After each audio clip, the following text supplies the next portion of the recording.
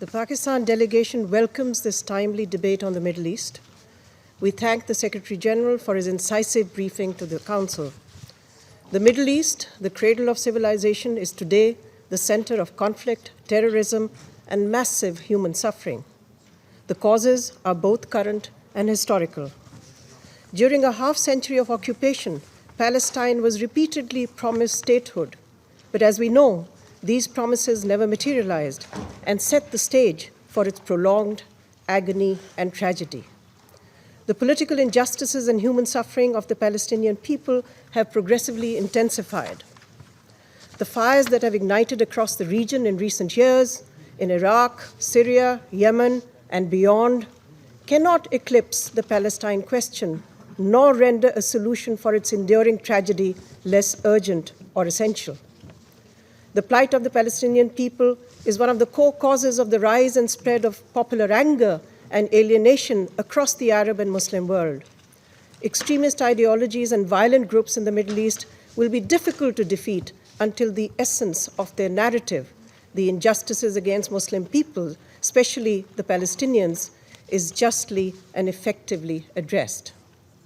Madam President, recent events have reinforced the conclusion that there will be no peace or stability in the Holy Land unless Israel accommodates an independent, contiguous, and viable Palestinian state based on the pre-1967 borders with Al-Quds as its capital. Unfortunately, Israel has adopted a totally inflexible policy, including the continued takeover of more and more Palestinian land for illegal settlements. This is increasingly rendering a two-state solution more and more difficult to achieve. We share the Secretary General's profound concern at reports of Israel's authorization of the largest land grab in over a year. The Security Council must mobilize the political will to implement its own binding resolutions requiring Israel's withdrawal from occupied Palestinian and Arab territories and fulfillment of the inalienable rights of the Palestinian people, including their right to a sovereign and secure Palestinian state. Israeli leaders should realize that a continued conflict in the occupied territories with the Palestinians would eventually erode the very nature of their state. And the war within will not remain unconnected with the wars raging just across Israel's imposed frontiers.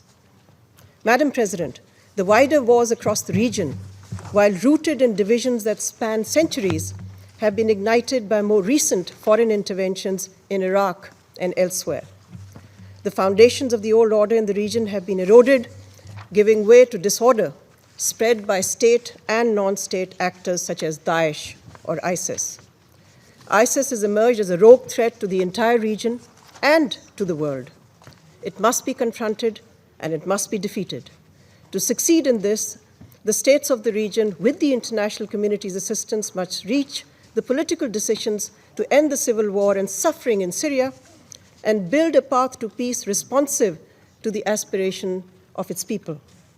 Achieve an inclusive structure for governance where there is a need to accommodate the rights and interests of all religious and ethnic groups, and halt the fighting in Yemen and rebuild this impoverished and broken country.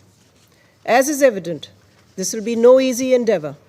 Success requires, first and foremost, an end to regional hostility and rivalry that is polarizing the Middle East. The new and revived tensions are toxic, not only for the countries already engulfed in the conflict. It could encompass other regional states, home to diverse denominations of Islam and other religions. My country, Pakistan, is making its own modest contribution to promote harmony in the region, as illustrated by the recent mediatory mission undertaken by Prime Minister Nawaz Sharif to Riyadh and Tehran.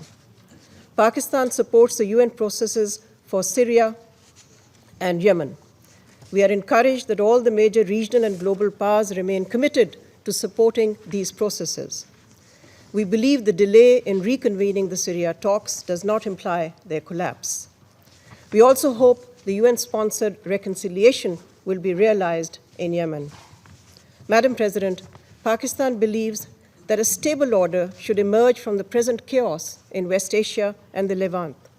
To this end, a consistent dialogue is essential between all the regional states with the support of the major powers. Such a dialogue can be promoted under the auspices of the Organization of the Islamic Cooperation, the OIC. It can help to promote fair and durable solutions to the conflicts and disputes in the region and build consensus on collective counterterrorism actions based on the principles of the UN Charter and the divinely ordained unity of the world's Muslims, the Ummah. I thank you, Madam President.